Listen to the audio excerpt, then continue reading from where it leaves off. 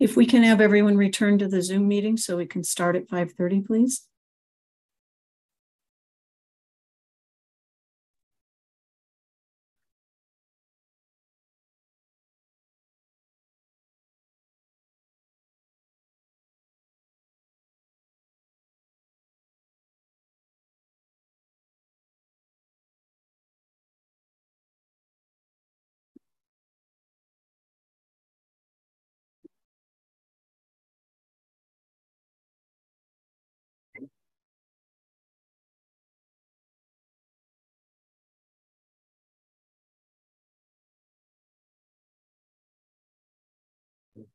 All right. I'm going to let Pat in. Can I go ahead and start? Yes, ma'am. All right. I'm going to call the meeting to order. We'll start with roll call. Francis? Director Assad Lucas? Here. Director Goldstein? Here. Director Lockley? Here. Director Mitchell? Here. Director Potter? Here. I will entertain a motion to approve the agenda of this board meeting. Work session. So moved. Second. Call the vote, please. Director Assad Lucas? Aye. Director Goldstein? Aye. Director Lockley? Aye. Director Mitchell? Aye. Director Potter? Aye. Okay. Thanks for showing up here today on the Zoom. I know it was kind of a disappointment to have a snow day. Hope you guys had a little fun today somehow. I want to welcome those of you from New America School. We had some questions from the last time we met. So I'm going to open it up to Chris to facilitate and Marianne and go from there. Sounds good, Lori. So by way of introduction, first off, hello, good to see you all. Hope you've had a productive day. As you all will recall, last week, staff made a presentation regarding its recommendation regarding the New America Charter School renewal. And New America leadership also made a presentation to the board at that time. Following those presentations, board members had a variety of questions about things they'd like to learn more about. And I would characterize at least the primary requests for information in three categories. The first was comparative information about New America School as an alternative education campus, and how do pathways and Vantage Point look in terms of their demographic profile, and what kinds of outcomes have we seen across those three schools. Dave's gathered a variety of information items to and shared that with you through me, I believe on Monday. And I gave a summary of that information. And I think as Dave had some further dialogue with Santiago, we amended the diploma piece for New America, given that New America continues to educate students through the summer, and there's a number of students who earn diplomas during summer session.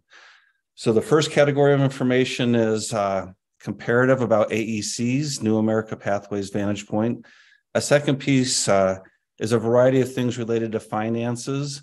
There have been information items requested about what would the budget look like without projected grants that New America may have received in the past and is anticipating getting in the future. If we take a more conservative view without those grants coming in, what do their budgets and expenditures look like? There's also been questions around, debt ratios and how much debt versus money exceeding expenditures each year does New America have, and what insights might we have based on that? And then finally, some more conservative estimates and some revised budgeting that Santiago and team have submitted that doesn't contemplate continued growth in enrollment, given some of the dialogue last time that Adams 12 is, generally speaking, a declining enrollment district. I would just, as a tangent or a caveat there, say that I saw some reports in the media today, you probably did too, about how various districts are doing in terms of enrollment. And they reported on the top 10 size school districts in Colorado in the Chalkbeat story that I saw. There are some districts that are actively still building new housing, and so you see growth in those places, namely St. Vrain School District, Academy District, And I think Pooter may have been another district that shows some slight growth. But in general, out of the other districts, there are declines. And the fortunate thing from my perspective is that we're declining at less than 1%, while many of the other districts were in the 1.1 to 1.8 range. So in any event, that's where we stand as a district. And I think the revised budget that New America has submitted that doesn't contemplate as great, doesn't contemplate gains in enrollment each year, is much more calibrated to a conservative way of forecasting future revenues. And then the third area of inquiry that many of you have raised is trying to find out more about the staff at New America. What is their experience? How long have they been at the school? And then correlated to that, there are some questions about what kinds of training have those staff members had? And have they satisfied some of the professional development obligations that we have as a district pursuant to our Department of Justice agreement? So that's how I would summarize lots of the inquiries that have been made. And I think for us to review each of those categories, at least briefly, and then to allow questions from board members and to have Santiago and his team provide additional perspective would be a good way of proceeding. Lori, does that sound good? All right. Yep. So with that, I'm going to look to Mary Ann to be the ringmaster here, and you can decide as you move forward, Mary Ann, what you'd like to share directly and what you might need to have Dave or other members of the team present. Thanks, Chris. If you would like, what I can do is bring up and share my screen as we look at these different documents and talk through them, which I think would be helpful. Lori, I see you shaking your head. I think that sounds good with most folks. We'll need to give you the ability to do that, Mary Ann. Gavin, can you do that, please?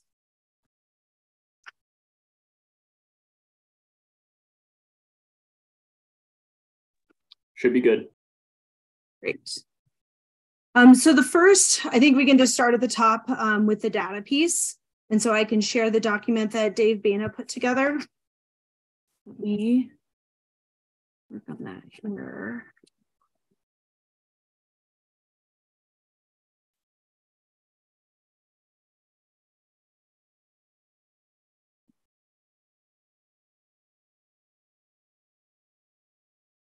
I'll scroll to the top.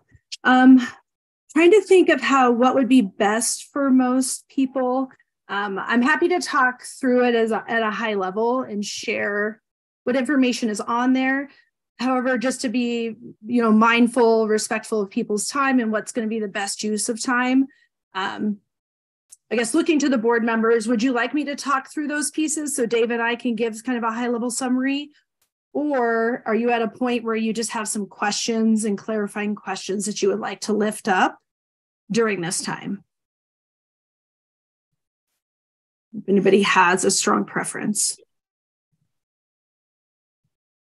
Anybody? I'm just fine with board members asking questions. Because we all got this email. Sounds good.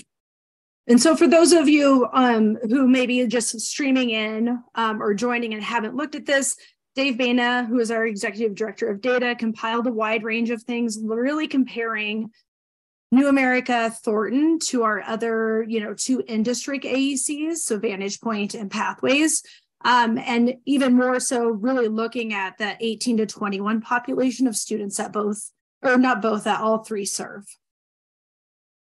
Santiago, I can see that you have your hand raised. Do you want to come off mute and share what questions you have? Sure. I just have a clarification to make. When we looked at the data, we realized that there were some students that weren't included in the data around that graduation time. It's not that we graduate students in the summer. It is the end of our school year. Our end of our school year goes longer than the district does. So we don't have a summer session that we're graduating from. It's just, depending on the year, it is either the end of May or the beginning of June is the end of our school year. Thanks, Santiago. You do offer, just to clarify, there is credit recovery options typically in some capacity for students in the summer, though. Correct. We do offer a summer school that's separate from our calendar year. Yeah. Thanks. Superintendent Godowski? Thanks, Mary Ann. Part of what I would mention here is there's certainly some unevenness in how well prepared we are for tonight compared to normal. And I appreciate whatever grace you all can give us. Between the holiday and the snow day and a weekend in between, we've had about 3 work days. So some of what you may have interest in may not be presented as robustly as we'd like to right now. One of the questions I posed, I believe yesterday, and I don't know if we've had a chance to gather any of this information, is that I understand from Santiago that from his presentation last time that they're an open enrollment alternative education campus. Not all AECs may operate that way. Some may screen for credits and not allow some students to enroll if they're significantly credit deficient. Others may have certain conditions they establish. My understanding from Santiago and his presentation last time is that they really take all students who have interest in enrolling. And so I asked Dave if there was any information we might find about comparative completion rate data for open enrollment AECs. And then the other thing I had interest in, given that New America School has quite a larger number of multilingual learners than Pathways and Vantage Point, is there any comparative data about other AECs with comparable multilingual learner percentages? NAS Thornton campus, I think, is close to 50% in terms of students who are identified as multilingual. So Dave, I'm not sure if you've had a chance to seek out that data or if you've had any success in getting it, but I just wanted to raise that while we're still on this data set. The 2 requests you had from me, first, in terms of the data, I am not aware of anything on the CDE site that lists data showing comparisons for open enrollment AECs. I checked a variety of places, and so I reached out to B. Sanders at CDE. She's the person who deals with all the accountability and data collection processes for AECs, to see if she's aware of any comparative analysis for strictly open enrollment AECs or AECs with comparable multilingual learner populations. Unfortunately, she's out of the office until the 23rd. She gets back then.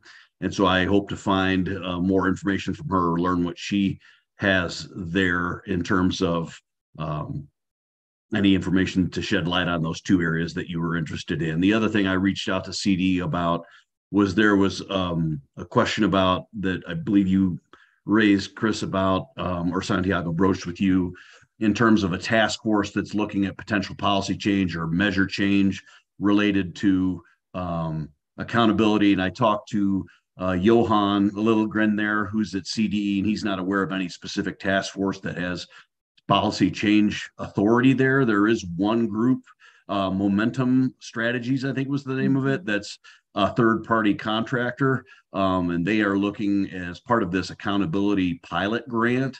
But realistically, they're just gathering information, and they're not a CDE group. They would just pass along information to CDE for them to potentially consider something, but that's not a CDE group. That was all I was able to find there in my conversations with CDE. So hopefully I'll know more once B. Sanders gets back and responds to me.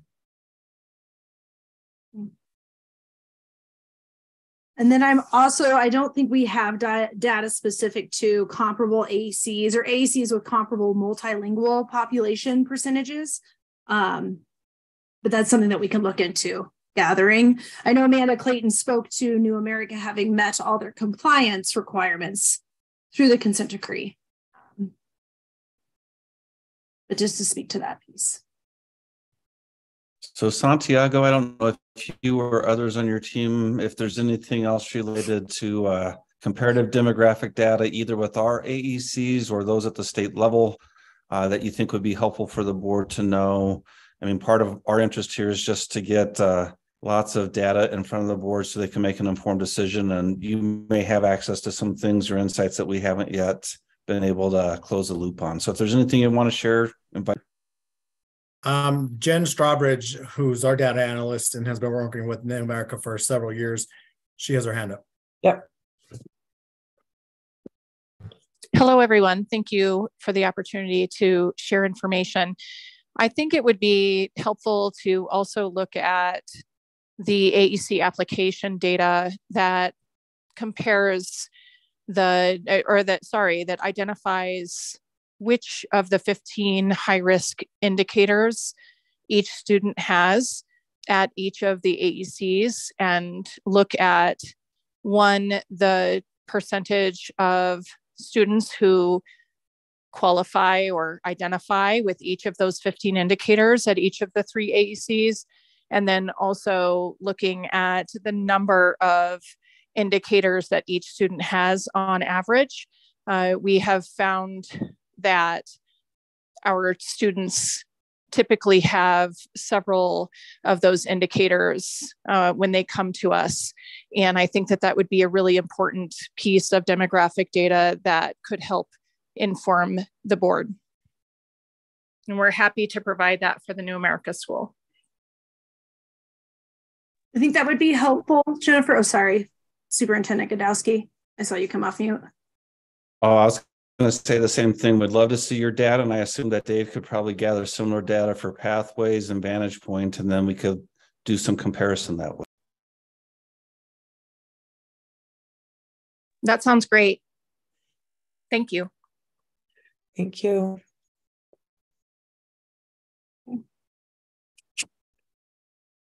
Right. Any other questions or follow up? Oh, Laura. You're on mute, Laura. Hello, everyone. Thanks for being here tonight to answer some of our questions. I had some questions around the English language learners. And this is, one of the questions I have is with 47% in that category, how many students while are at NAS do you move to a next level or to proficiency prior to graduation? And is there any kind of state guideline or something that talks about how long kids should be in the ELL before they make it to proficiency?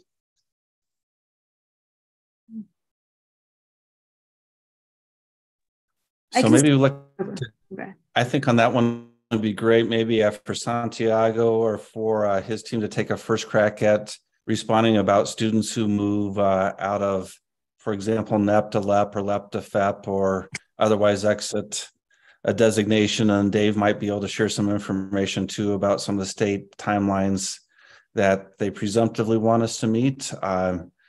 Admittedly, we don't always meet those with other students in our system. And so Dave might be able to give some perspective on that. Or he may not. We may need to get in touch with Amanda Clayton. But I think starting with Santiago sounds like a good place to start.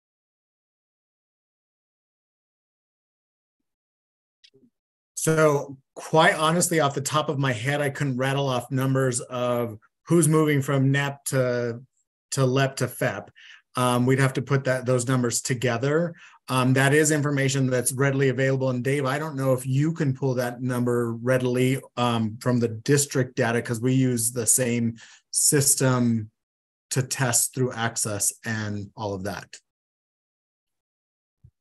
Yes, we can pull that data. I think the data that Laura is most interested in is the, when we look at the growth model for Access, it's the growth to standard metric of what percent of students are growing on the trajectory to meet the next proficiency level in the specified time frame by CDE. And so, yeah, that's something we can pull together. The only tricky part with those data, and I don't know the numbers of students who test, is usually with growth data, they suppress the data if there's not more than 20 right. students, 20 or more students. So that's the one aspect of it. But given their percentage of students and their overall population, I think it would be likely that we would have at least 20 students, the data for 20 students in that metric available. Right. And I think another part of that would be to understand how many students are long-term ELLs and where did they fall into enrollment at New America within that long-term ELL. So, did we get an enrollee that was already a long-term ELL? How long were they in all long-term ELL? And then what's the trajectory from there too? If I can add something here, as a school at New America School, we have set an expectation of students cannot graduate from our school if they do not have at least one semester in ELD2, in an ELD2 class. So students have had to come back for a semester, sometimes even longer, because we do ask that they have at least a semester of ELD2 before they can earn that diploma. We talk through that with them and tell them why it's important to have this English language skills, the basic skills, in order for you to go out there with a diploma. We don't just want to send you out there as a newcomer, because honestly, some of our newcomers come with a lot of credits from their country. Not all of them, but some of them do, you know, so they can technically graduate very soon, but we tell them you have to have at least a semester of ELD2 before we can grant you that diploma, along with the credits, obviously.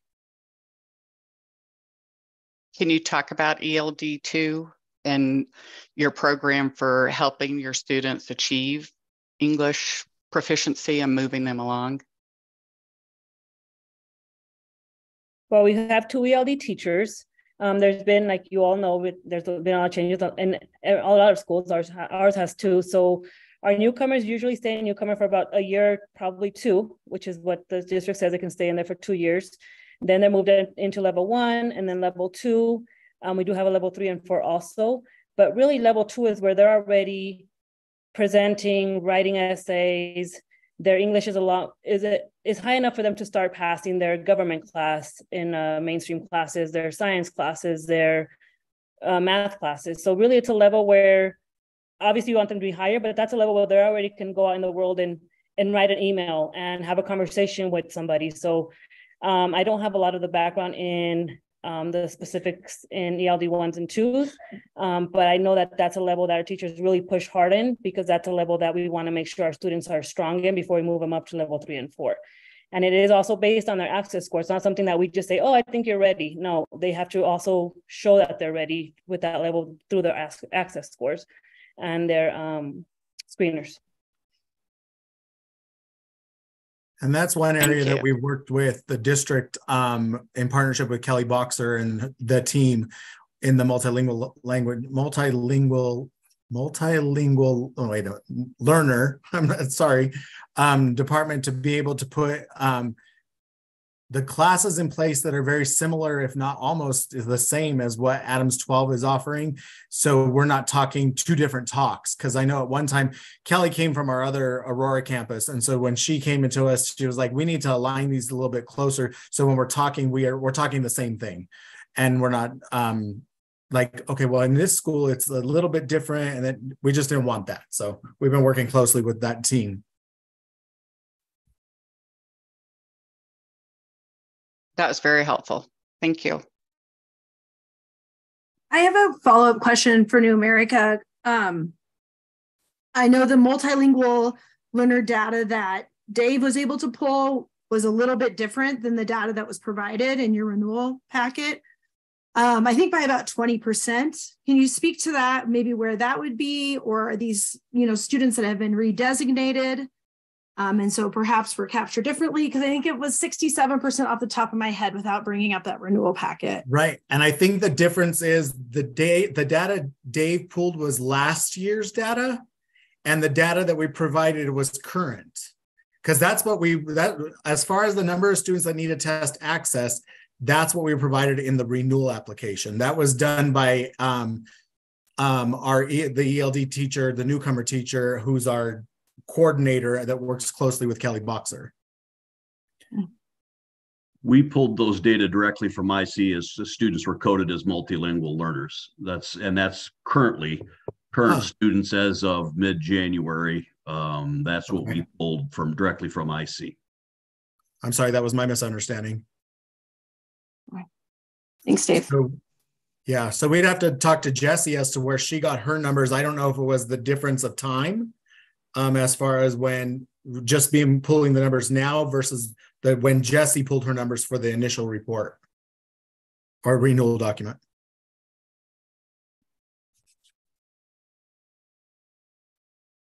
Director Gold, question? Yeah. Yes. Oh, I just saw you come off mute. So. Oh yeah, I was going to ask, are there any other questions? The one thing I'd add in terms of the multilingual learner percentage, in the October account on the CDE website, the percentage of students listed for New America Thornton was 53.8% at October count. Now, obviously, if you have some in and out, but that was what was listed on the CDE website, which I just happened to check. Laura? Can I ask one more question? For the students that you have that are ELL that are in their gen ed classrooms, can you talk to the scaffolding and accommodations that you provide those students in accessing grade level content? Sure. So through our professional development, which is ran by or overseen by Tracy McCormick, she's our professional development coordinator that we contract with, and other instructional consultants. What we've done is we provided opportunities for our teachers to learn what strategies and techniques work for, I'm going to say all learners because that's just how I was trained, but really work for our second language learners in a classroom where they need to access other content. It is a huge struggle in our classrooms because the empathy part of us wants to meet our students where they are. And then we know that when our teachers plan, they need to plan at that high school level content. And so we're utilizing other programs like Newsella, which actually prints out articles that are high school level articles, but at a reading level that's more accessible for students at a lower reading level, which are a lot of our second language learners. And so we're utilizing those techniques, but within our professional development and our training in working with our teachers, we're giving them the tools to be able to do that. And we keep pushing that and we keep pushing that. And that's one of the things that I know Jesse, our ELD coordinator, has been working on a weekly basis with teachers at the Thornton campus to be able to up that rigor, that content into that high school level. And, you know, even when we go into the classrooms, we don't always see it right away, though in conversations with the teachers, it came at a different part when I was in the classroom or other. So then we need to make sure that we're hitting those parts too, and that it's more standard within the content. Is it perfect? No. Are we on our way to get there? I would say yes. Does that help? Thank you. Santiago, can you also speak to how you support teachers with, because obviously, you know, emerging language skills are different than, you know, current, you know, grade level skills, for example. So I hear the piece about, you know, supporting students with accessing content that may be lower than their current grade level, but also knowing that language skills don't also equate to being below grade level skills. So can you talk to how you support your teachers in looking at data in both areas, like current language development skills and then current performance skills as they, you know, plan their instruction? Sure. That's another thing. That's another piece of data that we look at as a system. What is the language level within their classrooms? Just like when we look at map data, we look at the same thing. What is that range within their classrooms? Where do they need to focus some attention as far as the 4 domains of language, and what level is that on within the classroom? And then intentionally planning to that as well. So we're working with them on that. I know Nicole Godowski, who's one of our instructional consultants, is not only working with the instructional coach and our mentor teachers on that, but they're also working with the teachers when they provide professional development at least once a month around what they've seen, because they come in and observe just like an instructional coach would, and then they work with our instructional coach on what they observed to put together a plan for our teachers to help bring that to fruition in the classroom, understanding what language level is, understanding academic level, and how to mesh those together to bring them to that higher order thinking in a high school level. So it's a fine balance and it's a tough balance. So we're working to figure that puzzle out all the time. Great question.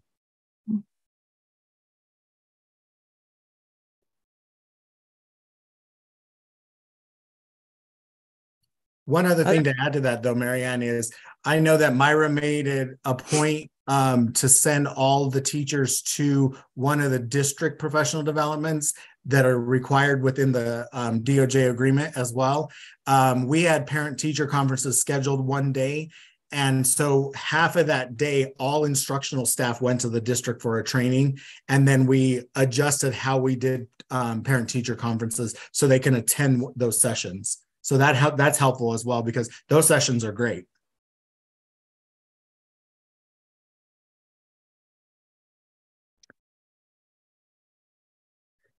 Well, on to our budget concerns. Oh. All right. So when it comes up, so as the superintendent spoke to briefly, New America put together an updated budget. And what we're looking at here for this spreadsheet is a comparison of the two. So you'll see the original budget that they submitted in November.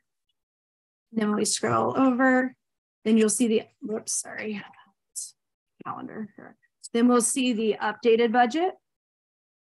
And then this is the comparison that Susie DeYoung did between the two. And I know, again, most of the board have had a chance to look at this, but just for the folks that are live streaming in, what you see on the right in this column AE are different questions that Susie had. And then there's a couple different lines where you'll see in orange. And so she pulled out the variance in revenue and expenses. And so here's the revenue here. And then the expenses were below in line 120. I think similar to the data piece, given the fact that, the board members have had some time to look at this spreadsheet and look to our directors if they have specific questions or follow-up for New America that, they would like to speak to while we're on. Or any of the things that I had shared as well in the summary and looking at the two budgets together. Hi, this is Lori Deakin. I'm actually the one that developed the budgets with New America School. Can I provide a little bit of additional context to how these things changed and how we got here? Yeah. I wasn't sure if I could interject, so thank you. So a couple things. First of all is timing. As we were going through the renewal process, of course, we were still deep in our audit process. And so I think you all have had some of the similar experiences we've had. I work with schools and districts throughout the state.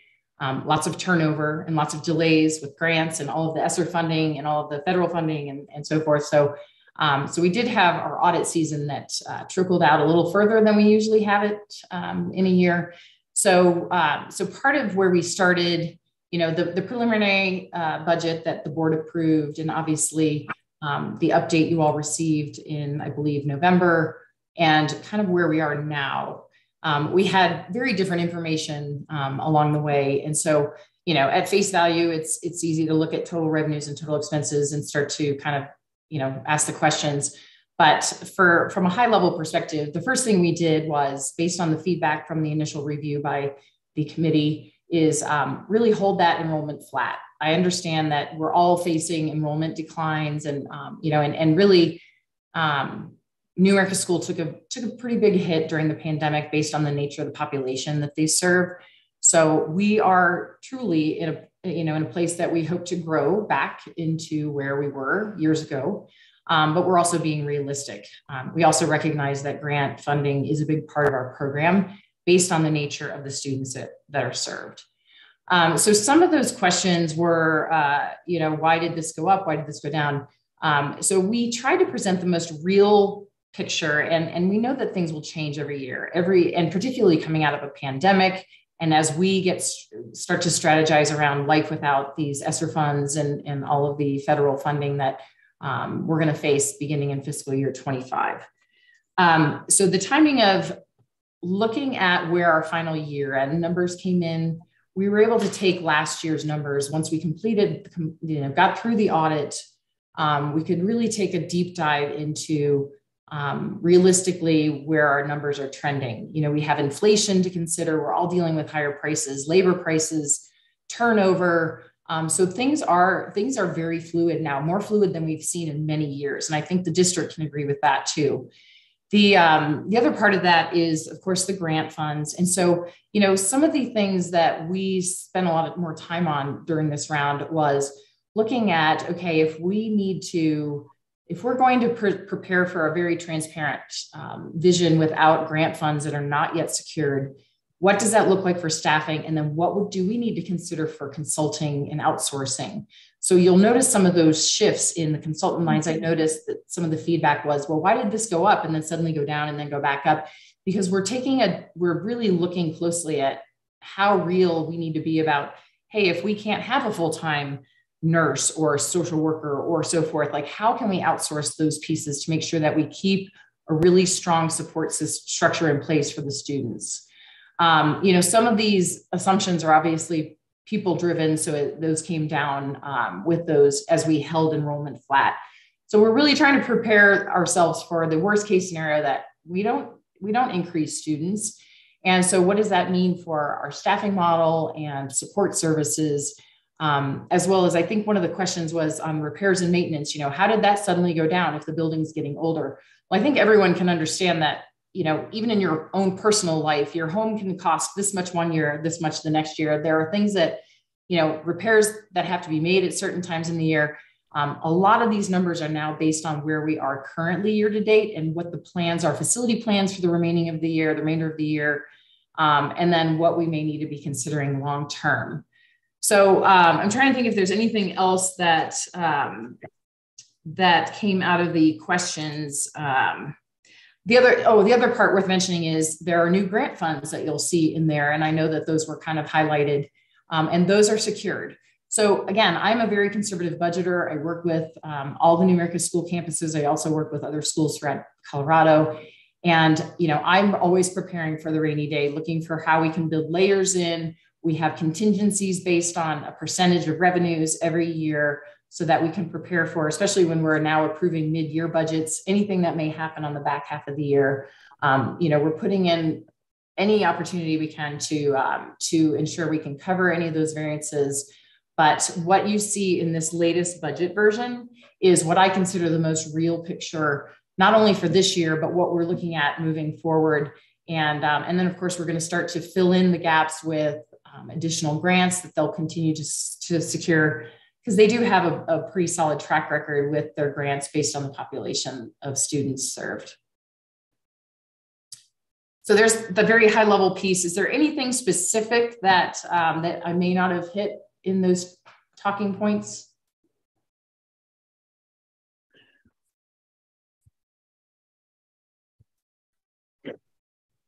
We're also working with our investors, the bank that has, of course, provided the financing for the building to make sure that we're complying with the covenants for debt service coverage ratio, as well as days cash on hand. You know, we did end the year last year with, what did we end up with? About 1.4 for our debt service coverage ratio. Our bond covenants say that we need to meet a 1.1. So we've easily met that piece, as well as days cash on hand. We are currently sitting at about 68 days. Our requirement is 60. Of course, we have been very cash strong. We started this year with $930,000 in our beginning fund balance, which is, of course, our equity position. We did have a cash outlay that we needed to transfer to our building corporation for our bond covenants for a reserve compliance piece. Again, those are funds that belong to the school. It's purely the financing component. Should something change with the nature of the school, those funds would come back to the school. Laura, you have a question? I think she just answered it in that saying, because she just moved the debt service money out of your line item and put it in the building corporation. So because I was trying to figure out where that went. Yep. Yeah. So it went to our building corp. And again, it's because the building corp is, of course, reported as a separate fund under our at our year-end audited financials. You'll see those funds now moving forward when we close out this year.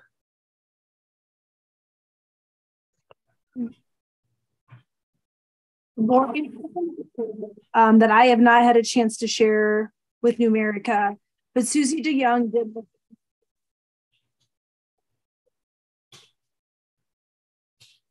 I'm sorry, I'm not hearing you. And maybe it's. Marianne, we can't hear you. No, Yeah. let me take this off. Oh, Can you hear me if I take my headphones off? Yep. When Susie looked into this coverage ratio based upon the number she had, it was We're not hearing you again, Marianne. Not hearing you.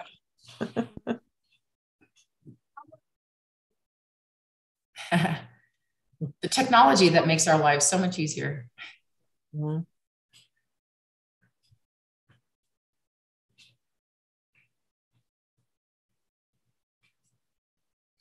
So I think, Marianne, I'm going to try to piece together what I think you're asking. Susie was asking about the debt service coverage ratio, and it was not compliant with that 1-to-1. Is that what you're asking?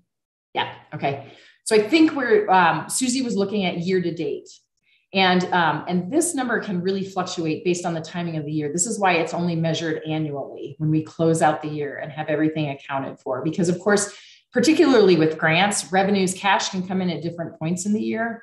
So I assume that part of our looking at year-to-date numbers, she may have been looking at that debt service coverage as a year-to-date point, and our cash wasn't as strong because of the timing of the grants that we may or may not have yet collected.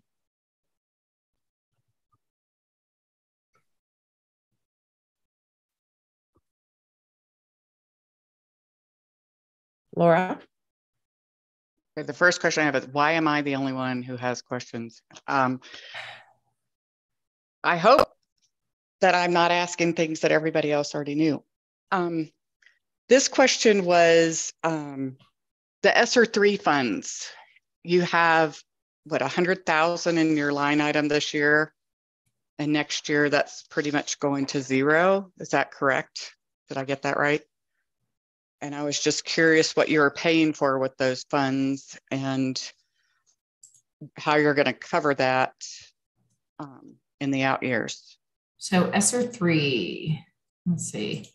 We have roughly 101,000 of those funds remaining in this year. So I'm sorry, your question was, how are we planning for life without those funds? Yeah, what are you doing with those funds today? And what do you do different? Do you need to cover that in the future? Do you stop doing something? I was just curious what you were doing with your ESSER funds. Right. You know, it's actually a blend of activities because the ESSER 3 particularly is all around lost learning components. The schools have more support services in place. So I think, you know, again, the goal is that we keep our staffing structure in place and be able to shift some of those positions into some of the other grants that we have. But again, we were trying to present a very real picture because we don't want to assume that we will get those grants, you know, before they're committed. Even though I do feel pretty confident that they'll continue on their same trajectory with obtaining the grants. It's a matter of how we absorb those positions that are being covered in there, as well as what we need to start to consider on the outsourcing side. And I can't remember the very specifics on that grant because we have so many grants, but that fiscal year 24 and moving forward is kind of, it reflects those staffing changes. And I think we only started to reduce by 2 positions, if I recall. And sorry, this is my 5th meeting of the day, so I could be confusing which school I'm talking about, but you know, Santiago presented kind of gave those bullet points of what we had reduced that we would now bring into covered, you know, basically covered by either existing grant funds or our PPR revenues to cover those positions. The other part of that was we did have some supplemental software programs. I know that was one of the questions Susie's had, like, how does your software expenses start to go down? Well, we're starting to not depend on those at the same level because some of those were covered by ESSER 3 funds, as well as some of the consultant services.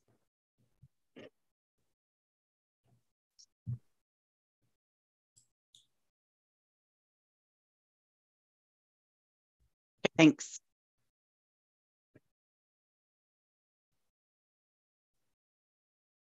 I'm looking at 2 lines that you have up there. Why was this removed? Why was this added? The ESSER 2, that just came from, we thought we had a little bit of carryover, and we exhausted everything in prior year and closed out that grant. And then the EASY, we actually had some funding that trickled into this year. So again, it's just really reflecting the grant activities and how they've crossed over fiscal years.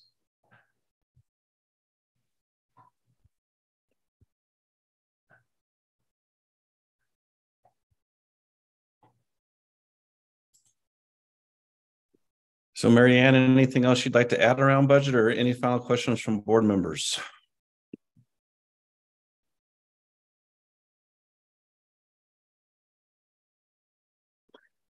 Uh-oh, Mary Ann, we can't hear you again. All right.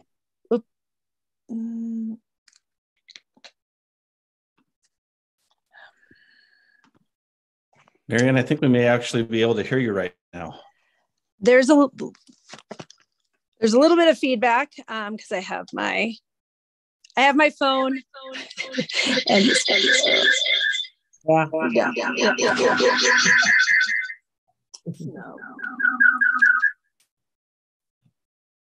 No. Is that better? Much. Okay. All right, I got it figured out. Sorry.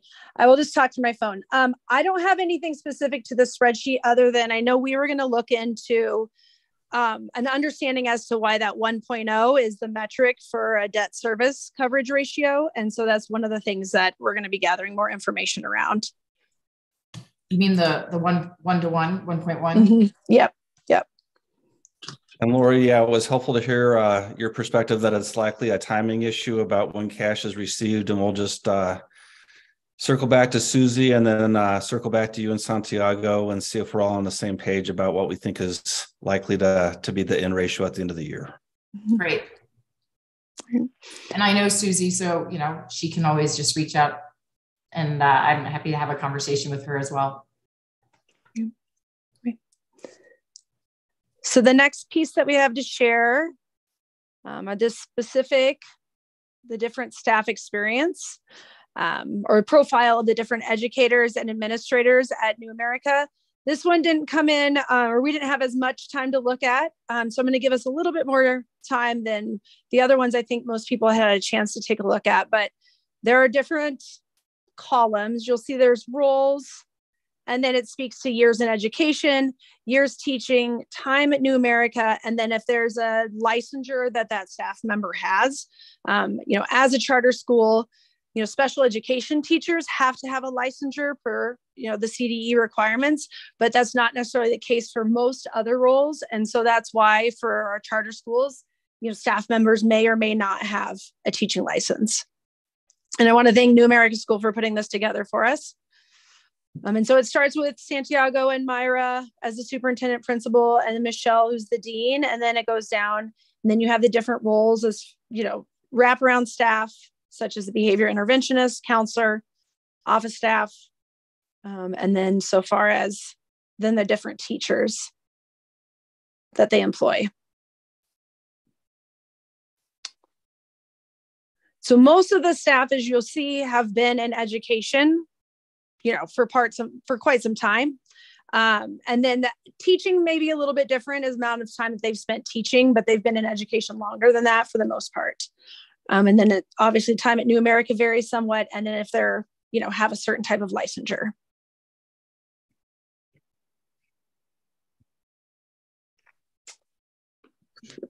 Director Potter. Yes, Santiago, would you be willing to talk on this a little bit? I did my school tour with them on Tuesday, and he shared with me some of the things that they're doing where they recruit educators and then help them achieve additional licensing, therefore helping us kind of navigate some of that workforce shortage. Santiago, can you share with the group a little bit more about that, especially as we look at, some of their licensing here? Sure. So we do, the nature of being a charter school, we do have a waiver within the licensure requirement.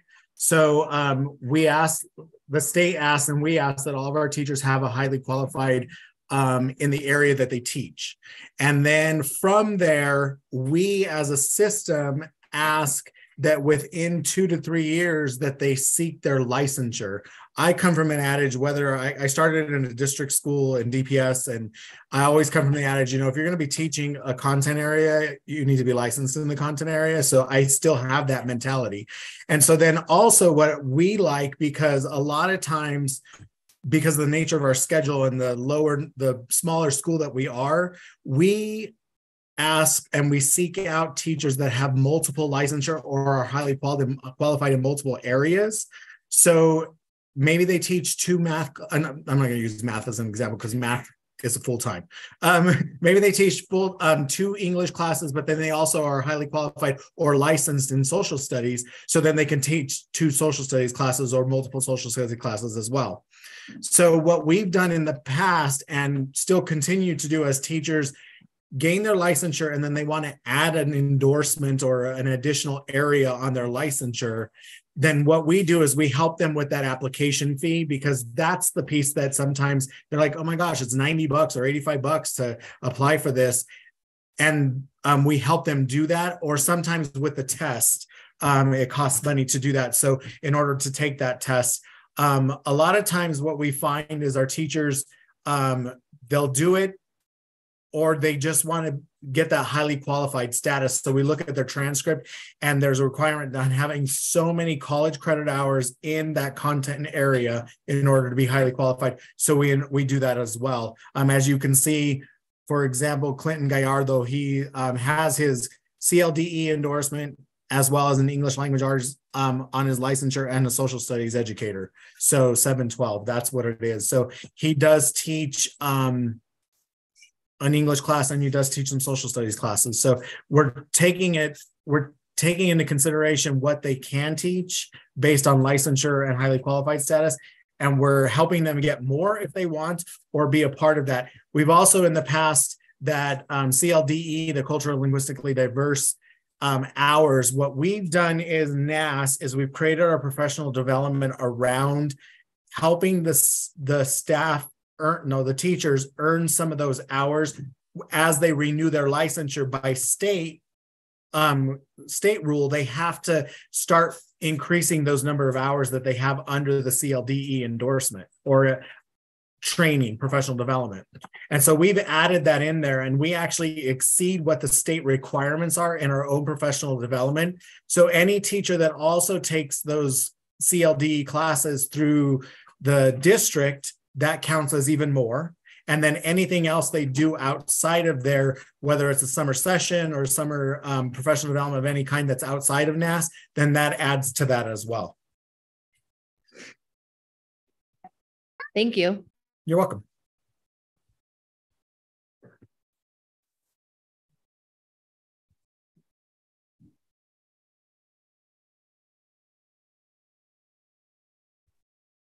Anything else on staffing at New America, or frankly, anything else? Because I think we've gone through the main 3 categories. So I don't know if there's additional things, Marianne, that you'd like to share, or questions across the board that board members may still have pending, or any final things that Santiago and team might have on mind to share tonight.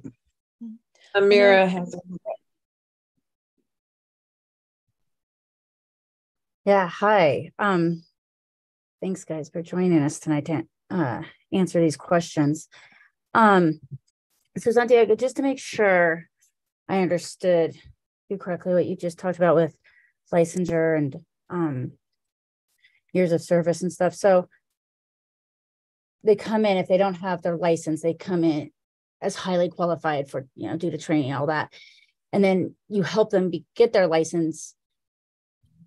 And did you say that it's expected after like 3 years or whatever for them to be able to be licensed, or you help them to do that?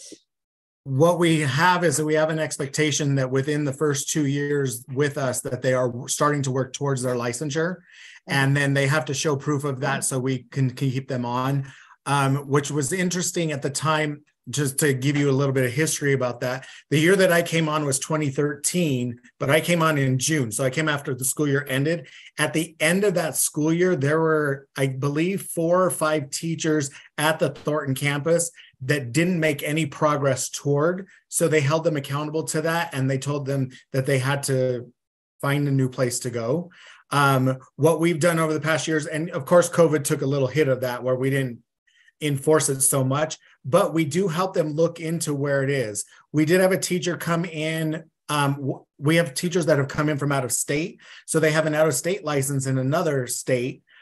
So we help them navigate the system to be able to get a licensure here, because sometimes those licensures transfer nicely and sometimes they don't. So we work with them on that, but we do provide that support to be able to either get a license transferred, start working towards the license, or whatever steps they need to take to get their licensure. Just because as I'm looking at the spreadsheet, I see some of your educators have 28 years of experience or 21 years of experience in education, but they don't have a licensure. Would they be the ones that would be like maybe have a licensure in another state and just in the process of getting, everything transferred to Colorado licensure? Correct. And I know that Rebecca McLaughlin is in that scenario there. So she has a lot of years of teaching. She does have licensure in the state of Georgia in multiple areas. And so we're working with her to be able to get those licensures transferred. So I don't know if you've dealt with CDE ever, but it's quite hard to get a hold of somebody there. It's the same with Laura Davidson. I believe she has a licensure in Alaska, but she hasn't transferred it to Colorado yet. Right. Thank you. You're welcome. I have a question. Can you give us an idea of, say, salary ranges for your teachers? Sure. At the lower end, we do start about 38, which the compensation study that we've done through Employers Council showed us, and I came in new to that, so I learned a lot. Majority of our teachers and are earning the mid 40s, so around 44 to 47. One thing that we have to take into consideration around that is our teacher work year is 166 days. We're a Monday through Thursday school, and then the amount of professional development that we give. So that's the focus. And then we also pay 100% of the staff benefits. So that's one of the compensation package points that we sell to our teachers that come in. It doesn't always sell to them, and I understand that. And so what we're doing, and I'm working with the board to see through a compensation study, we've noticed that the market value of our lower end years 1 to 5 on our salary schedule are lower than the market value. Mid years 5, 6 on to like 12, they're within the market value. Now our market, the market value. So then we also then look at outside of our instructional staff, what does that look like? Our grants are actually above some market value in other comparable positions throughout other educational systems. So we're trying to focus our attention on how do we increase the lower end and still be equitable within the salary ranges. And we're working with our board and our finance committee on that. And then what can we afford to do based on our overall budget? Another balancing act. Does that answer your question, Lori? It does. Thank you. Courtney had a question. When I was there on Tuesday, remind me, I feel like it was said that you guys have at least one educator who goes and teaches full time, but then also teaches at your school. Is that correct? Right. That's correct. How many educators do you have doing that? Just one. Okay. I always tell her she's crazy. That's Brett Champion. If you look on the spreadsheet, she teaches full time at a school in Denver Public Schools. And then she teaches part-time at night for New America School Thornton. She used to be a full-time educator at Thornton. However, she got an opportunity to be more of an instructional lead in a school near her house in Denver Public Schools because she was with them for quite a long time. Of course, the salary range is different in DPS as well. She always had said that I'm not leaving the students here. She goes, I love the students here. I love what I do. So she finishes there, goes home, takes care of her own kids, and make sure they're settled with their with her partner, and then she comes to New American School Thornton and teaches the night program. Talk about dedication. I don't know how she does it.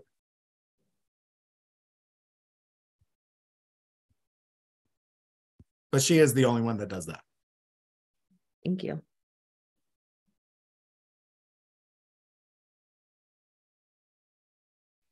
Any other questions?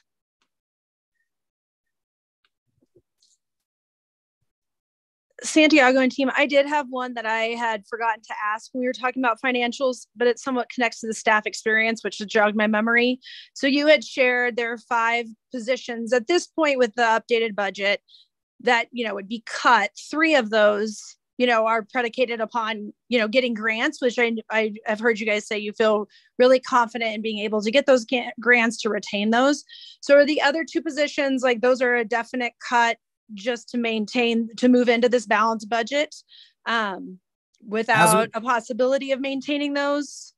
Well, obviously it depends on grant funding, because some of them do come from grant funding. And then also if how we're spending mill levy too, because sometimes those positions fall into mill levy money. But we just need to adjust that. So we play around with that too to figure out. One of those is right now is a halftime behavior interventionist, and then a halftime teacher. So that position, we have a dean of students as well. Michelle's on the call now. That dean of students also does a lot of our behavior. We also have 2 full-time building monitors, which can be encompassed. Well, now has moved to 1.5 because one of the building monitors got a substitute license so he can be a long-term sub in PE, which was well needed at our school. And you heard him speak at the board meeting last time. And so we can naturally look into those types of things where the role may change, because then we can pull it from a grant that we secure later on. So those positions, Myra and I got together and with Karen, our business manager as well, to say, are these positions that we can collapse because we have it covered somewhere else? And those were, as we move forward, of course, we're going to seek out grants that can pay for some of those. One is like our EARS grant that we apply for, all helps with behavior and attendance. So that's always a position that we have in the building. And most years it's funded by a grant. There was 1 year that it wasn't funded by a grant, but we covered it that's when we had our largest enrollment. Okay. I believe they were conveyed as both full-time. I could go back to the email, but those 2, rather than half-time, but you're saying the behavior interventionist and that language arts teacher are half-time roles? Yeah, well, no, the language arts teacher is a full-time role. Okay. So that one would be collapsed, but no classes would be lost because we have another full-time language arts teacher in the building. So he's a full-time teacher, but he doesn't full-time teach language arts. Mm-hmm. Does that make sense? Yep. And then the behavior intervention is a full-time position. However, only part of the time are they behavior interventionists. The other time they're doing some other support work. Okay. Okay. Yeah. And then a follow-up. So the 2018 initial approval of the application for New America had identified, New America needing to have a full-time behavior interventionist or behavior specialist, I believe is the wording, and then a full-time attendance interventionist. So I'm assuming that you're saying that a dean of students can assume, or just, absorb is a better word, the work of the behavior interventionist, and take on those responsibilities in addition to the work that she already does without an impact on supports for students behaviorally? Correct.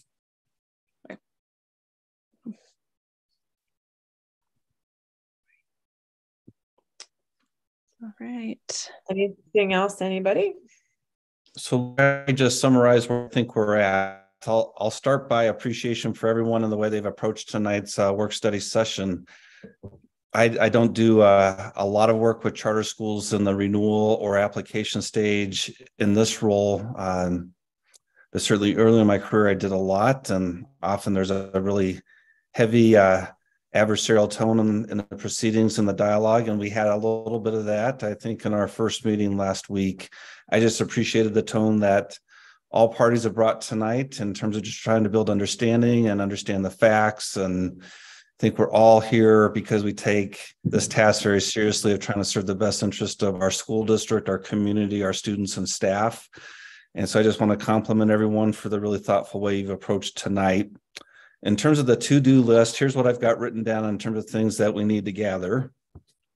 One is that we'll have Dave take some work, and New America will do some work as well to identify students who have multiple at-risk factors. I think New America's person, I'm trying to remember her name, mentioned that there's up to 15 different factors by which a student can qualify as an at-risk student. And so trying to identify how many of our students have one of those factors, how many of them have multiple factors, seems to be a place that would be helpful in evaluating New America versus Pathways versus Vantage Point beyond just age and free and reduced lunch status and multilingual status. So we'll both endeavor to get that information. I think we have more work and more data to pull in terms of students progressing from NEP to LEP to FEP status, and also to be mindful about students who are long-term ELLs and how many of those students were long-term ELLs for quite a long time before they joined New America, and likewise our other alternative ed campuses in Adams 12.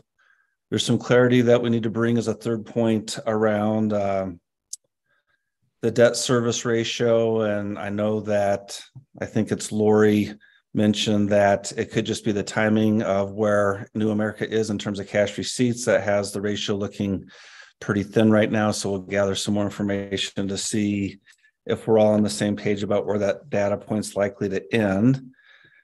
And then finally, I think our request to CDE for comparative data around open enrollment AECs and other AECs that serve comparable numbers of multilingual learners to New America is a fourth or fifth pending item. I think those are the things that I've heard people say they have interest in getting, and I'm hopeful in the next several days, certainly no later than early next week on the CDE part, that we can gather that and share it both with Board of Education and New America leadership. What I would anticipate from there is, just given that we still have things that we're wanting to sort through, we're set for the board to revisit New America and the renewal on February 1st. And I could see to start that agenda item, we should have an opportunity to present some of the data that we gather between now and then, and let New America comment and respond to that just like they did tonight. And then if the board feels ready, then the board can move into decision-making mode. So that's my proposed game plan. Who's thumbs up? So, right. Santiago and Myra and everybody else from New America, thank you so much for taking the time. I'm sorry the weather didn't cooperate today for me to come and visit, but I think we're good for Friday. Myra? Yes, I wanted to, before we end, just say thank you to the board members who have signed up or made a commitment to come and see our school and meet our students and see what we do. I welcome any and all feedback, and I just really want you to come in and see the great things that we do, the great students that we work with, and then help us, identify the areas of growth that we need to work on and how we can collaborate together to work on those. Thank you. And we appreciate the time that you've given and the dialogue that we've had. It's definitely eye-opening, and we're ready for it.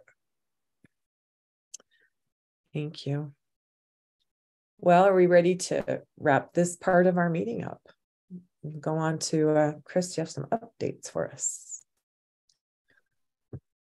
Hey, gosh, thank you, New America team. If you want to sign off, you're welcome to. If you'd like to watch the rest of tonight's proceedings, you're welcome to do that also.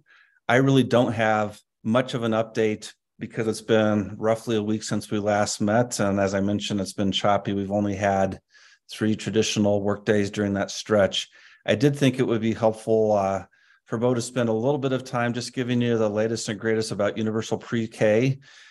The application window opened this week, as you probably know. The governor talked about UPK as one of his state of the state items.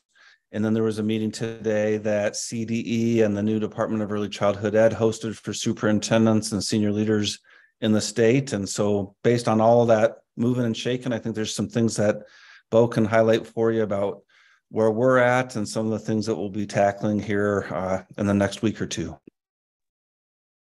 Thank you, Chris. Good evening, everyone. It's great to be here. This will be very much a highlight reel. There's a lot of substance and movement in this space, and I'm cognizant of the time tonight.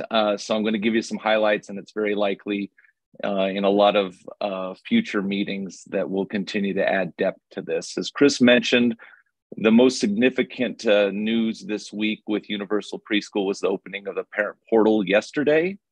I'll start with just some facts and figures, some good news, and then some challenges related to the portal opening. So the portal opened with more than 1,500 providers across the state, indicating that they're going to have seats for Universal Preschool, a total of almost 59,000 individual seats for preschoolers in Colorado, which is a very exciting number for the initial rollout of this program. As Chris mentioned earlier, we were on a call with some state leaders today, and they shared with us in day one, there were over 12,000 parent applications in day one with the portal opened. The portal was opened all day yesterday. There weren't any technical glitches as far as access. However, several of our sites and sites across the state did not have complete information posted on the portal. A lot of help calls went out yesterday to the department's office to get some assistance with missing information, incomplete information. As of this morning, we had several sites that still were not completely filled out. So parents aren't getting all the information that obviously they'll need in selecting sites that they're interested in. I do want to express appreciation for our early childhood team and our site directors who over the last couple of weeks worked very diligently to collect a lot of information about our site staff profiles, what makes each unique program special and worthy of consideration. They took a lot of photos that were included in the portal yesterday. Again, they had about 2 weeks or less to turn that around. Those that were up and functioning yesterday, it looked great. Could see our staff interacting with kids, profiles of our staff members, information about what made each site unique. So that's where the portal stands right now. We'll continue to monitor that. Obviously, we are very hopeful that they get some of this technical snafus figured out sooner rather than later so that we have complete information up there. We won't know specifically interest as it relates to Adams 12 and sites until February 14th. That's when the first batch of information is going to be delivered to us and other providers. And as I understand it, we'll have about, parents will have about 2 weeks from which to accept an offer, if you will, and then we'll have about a week to kind of close that loop with them. I will tell you on the call today with state leaders, there was an avalanche of questions that we all have about some of the finer points of this implementation, from serving kids who have disabilities to how the finances are going to work for these different programmatic levels, to communication responsibilities along the way. It's very clear that we're going to have some bumps in transition. Because the avalanche of questions were not met, frankly, with an avalanche of answers today as they came up. We were promised an FAQ as they develop them, which I think we're all very eager to see because the questions are many and there's a lot of details with this rollout that we continue to work through. We were happy that the state made the decision that our and several other school districts' sites could be offered in the portal yesterday without signing the formal provider agreement. That continues to be a point of contention between several public school districts and the state to get the language of that agreement written in a way where it's balanced and clear. And we all go into this new endeavor feeling that our interests are represented appropriately. I will share with you that we've done as much work as we can to kind of prepare for this rollout in terms of the models we'll provide. So, up until the announcement before Thanksgiving, we were all expecting this floor of 10 hours was kind of what was in the original legislation. And then it was announced there at Thanksgiving that because of the state's finances, that we were going to move that floor to 15 hours and then have an option for 3-year-olds with 10 hours and an option for qualifying 4-year-olds for 30 hours. That's a big difference from what we were all anticipating, obviously. And so we feel very strongly that we want to do everything we can so our community could take advantage of all 3 of those offers, the 10, the 15, and the 30. You may know that right now we're offering a 12-hour program. So we have 3 different models as we anticipate next year. Our data enrollment team did a great job of looking at the qualifying factors and looking at as much historical data as we could with our 5-year-olds to anticipate what we could expect as far as qualification for different programmings from 3- and 4-year-olds in our community. So we use that data to kind of initially set our seats for the coming year. We have currently set up 304 seats across our sites to serve 3-year-olds and 816 to support 4-year-olds. That's a total of 1,120 seats. It's fewer than we've been providing, and the main reason for that is we expect a number of our 4-year-olds to qualify for full day. So a classroom in the past that could have served 32 kids, because we have a 1:16 ratio morning and afternoon, now just serves 16 in a full day program. So the total number of seats is actually less, but we see a lot of opportunities for full-time 30-hour-a-week options for 4-year-olds that qualify, or if we have seats available for tuition upgrades beyond the 15 for 4-year-old families as well. A lot to be determined as we see interest. Again, our team did a great job with these projections, but it's really difficult to know if parents who qualify for the 30 will want the 30. If 3-year-olds who qualify for the 10, if the parents will want the 10. How many will be interested in private versus public? So we're very interested in this first batch arriving on the 14th of February, because that will give us an early indication of interest. I will tell you that I think the seats that are posted right now are likely to change. They're based on projections with very little historical data to drive them as far as interest. And so you can imagine that our staff feels rightfully a lot of anxiety around this. Am I going to be serving a full day, a half day, a 3-year-old program? And we've been very transparent that we've made our best estimate on what we think might be, and we're trying to serve geographically all 3 models.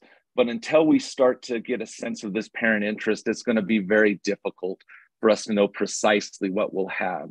And then it will be sometime into the spring before we know how much tuition options we could have based on interest or lack of interest in certain programs. I will tell you, did a lot of work with our project team to start to talk about how we would deliver these 3 different models most efficiently in our system. And we were able to find some start and end times. Obviously, the big adjustment is a 15 and 30-hour program will not operate on 4 days a week the way our current program has. So the 30-hour and 15-hour programs are going to be 5 days a week. The 10-hour programs for 3-year-olds will continue to be 4 hours, or excuse me, will continue to be 4 days a week for those kids, so that they will continue to have Wednesday as a day where we'll reset for 3-year-olds. So I think that is, I mean, I could go on and on into the weeds with this and will over time with all of you, but I think that's kind of the essential information as we know it today. Lots of details to be figured out around finances, around serving kids with disabilities, around meeting obligations through these different models, and a lot of questions from parents who have kids who fall just inside or outside the cutoff date and how they'll be able to apply. And I'm very anxious to get some of these answers in this FAQ from the state so that we don't have to give parents an answer right now that's we don't know. And we're having to do that far more often than I would like right now. So I'll pause there. I saw somebody's hand pop up, virtual hand, quickly when I was in there. Happy to take some questions. It was my hand. Okay. No, you answered my question because so I was one of the parents who was, filling out the application yesterday. And I noticed, so my preschooler school, because in the application, you can go through school and then it has the full-time, part-time, AM, PM options and all that. And I noticed that some of the school options, which was Thornton Elementary was one that only had the full day option and didn't have, the part-time. And so, but you answered my question with that of why that was. So it'll be interesting to see this all roll out. It will. And perhaps in a upcoming meeting when we're in the same room, I can show you specifically how we geographically group these and put classrooms together. Didn't have time to put a slide together to show that virtually, but happy to do that soon. When you say 1,500 sites, is each one of our schools a site, or are we as a district? Great question. We have 18 sites. So for Adams 12, of that 1,500 across the state, we represent right now 18. Okay.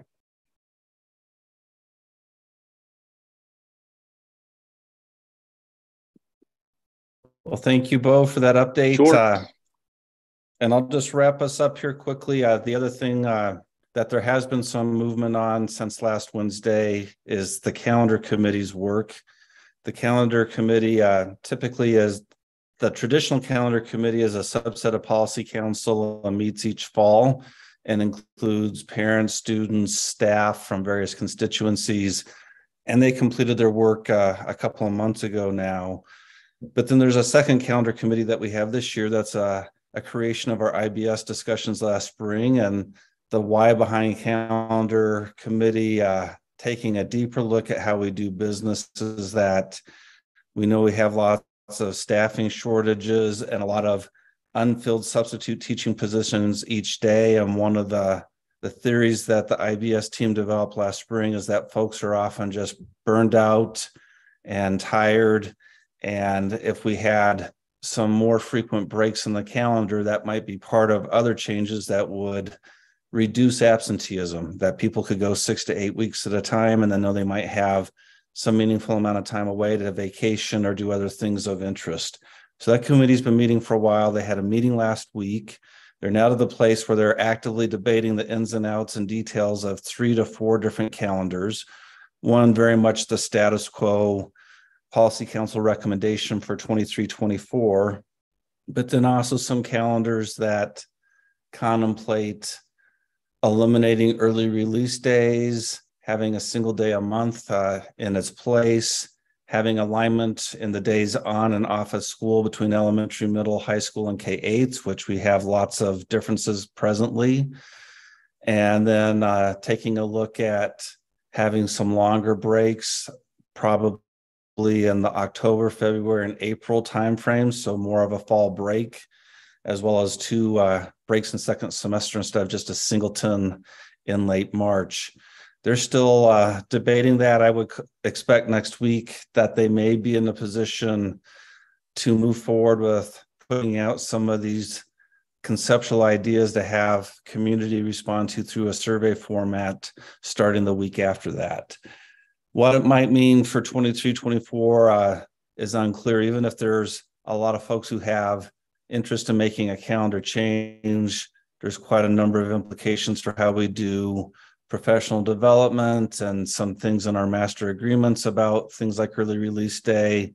So one possibility is that we'd have strong recommendations to make a change, but to implement them in 24-25. So some unknowns there. The other teaser I'll introduce into this conversation, and I am going to get out my lucky rabbit's foot and hope this proves to be true. But Igor from Transportation has some initial optimism that if we were to eliminate early release on Wednesdays, I can't explain the why behind this, but he believes if we did that, we'd be able to change middle school start times and make them earlier than the 9 a.m. start that we currently have.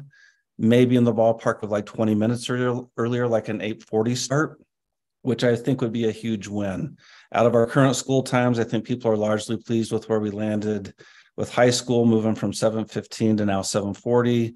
Elementary made a small change. I guess they moved from roughly 7:35 to 8:05. People are generally pleased with that. But this middle school start at 9 is something that I think universally students, staff, and parents are not great fans of. It's all been transportation dependent, and a change in early release day format and getting rid of that may allow us to move that to a better time. So in the next couple of weeks, I expect to have more information for you about that, but I'm cautiously optimistic that we can achieve some really significant, widely shared interest with a new calendar structure. Thanks for that. You bet. Anything Looks like else? we have another big meeting coming up here at 7 p.m. So I'm not going to add anything further at this time. Well, then I guess I can call this meeting adjourned. And but don't go anywhere. Do we just need to mute and go off camera? No, you actually do need to leave this meeting and click and enter the new Zoom for the next meeting. So that Zoom is in the calendar invite for the 7 o'clock regular Board of Education meeting. So if folks could go to that immediately, so we can make sure everybody's audio and visual are still working in that, and then we'll get started. Thank you very much. All right, thank you. All right, guys, see you in the next Zoom room.